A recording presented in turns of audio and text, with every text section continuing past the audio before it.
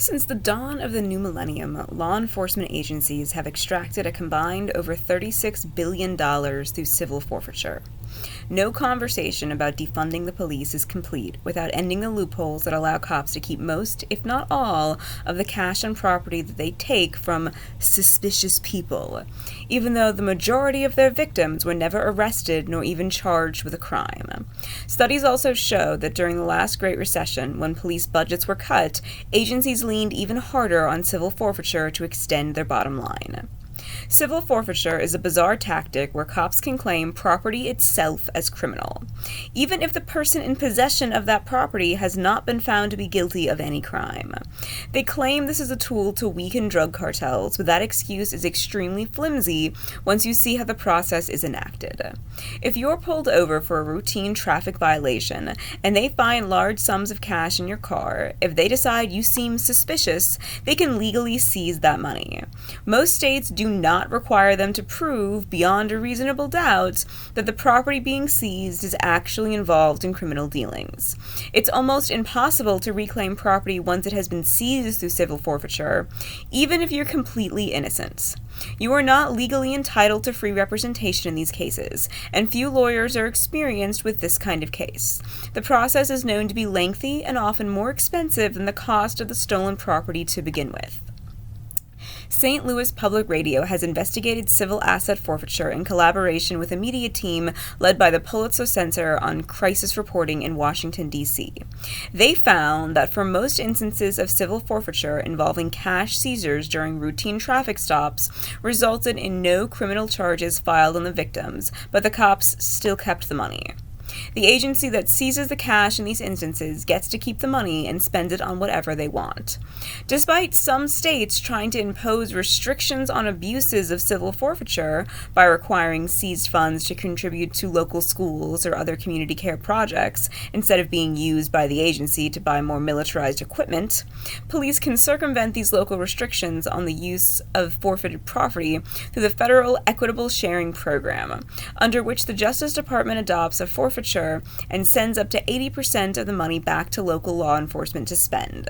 Missouri, Indiana, Maine, Maryland, North Carolina, South Dakota, Ohio, and Vermont have laws directing forfeited funds specifically to schools, but by using the federal equitable sharing loophole, the agency that took the money still ends up holding on to almost all of it. Although more than half the states have passed forfeiture reform laws in the past few years, police circumvent many of these reforms through the federal equitable sharing loophole. Channeling money through that federal program supersedes state reform requirements. Another issue with the state reforms is that they are very frequently go unenforced. For example, they found that the District of Columbia didn't produce required reports for 3 years after a passage of a law in 2015. 90% of Kentucky police agencies didn't report required seizure information from 2013 through 2017. New Mexico abolished state asset forfeiture, but local police still seize property under dubious local laws. Looking specifically at Missouri, they found that just St. Charles and Phelps counties seize about $1 million a year alone, mostly by taking cash in highway stops where no state criminal charges were filed and no drugs were seized.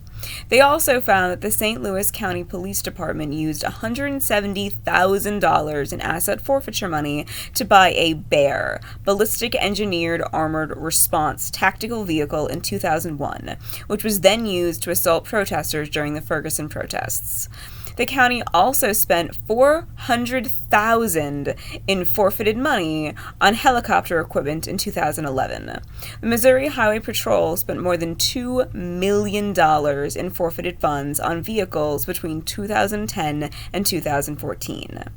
Although cops insist civil forfeiture is about destabilizing drug cartels to prevent the dissemination of drugs into the community, they found that police in Missouri, Tennessee, and other states focus their traffic stops on the westbound lanes of interstates where cash from drug sales is returning to cartels. Far fewer stops occur on the eastbound lanes where the drugs could be seized before they are sold to users. Lastly, they found, unsurprisingly, that asset forfeitures often target minority and low-income groups.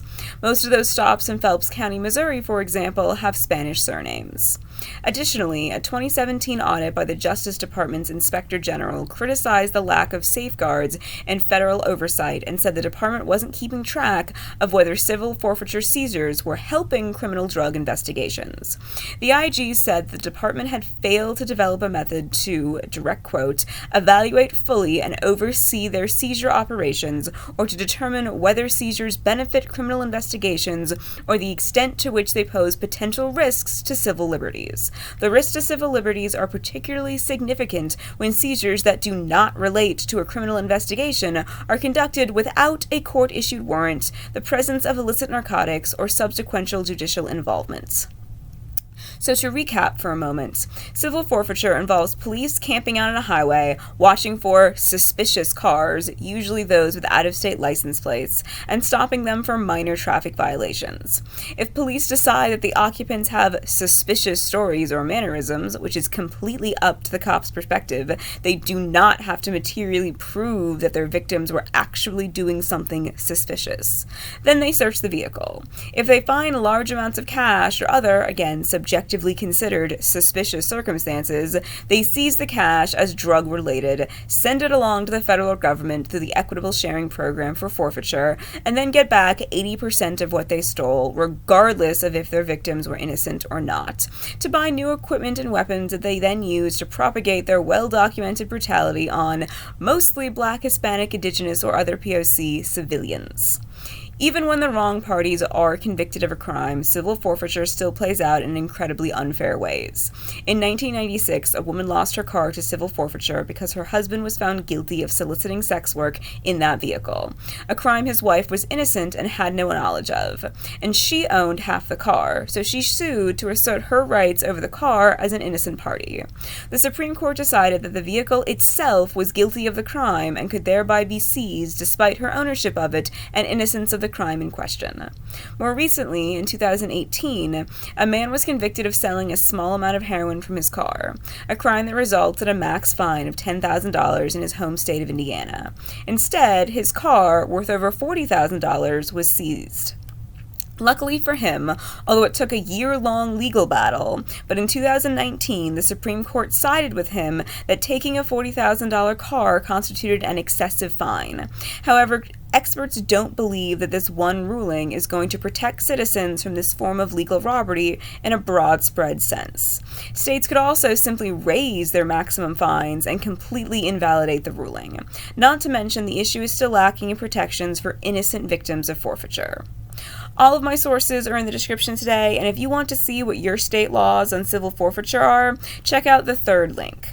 The vast majority of states have almost no protections against abuse in place, and as mentioned above, the few that do can usually be easily circumvented through the Equitable Sharing Program. Cops steal an average of almost $2 billion per year from usually poor, marginalized populations. They do not protect you. They don't even necessarily protect your property. They protect the state apparatus, including corporate interests, and that's it.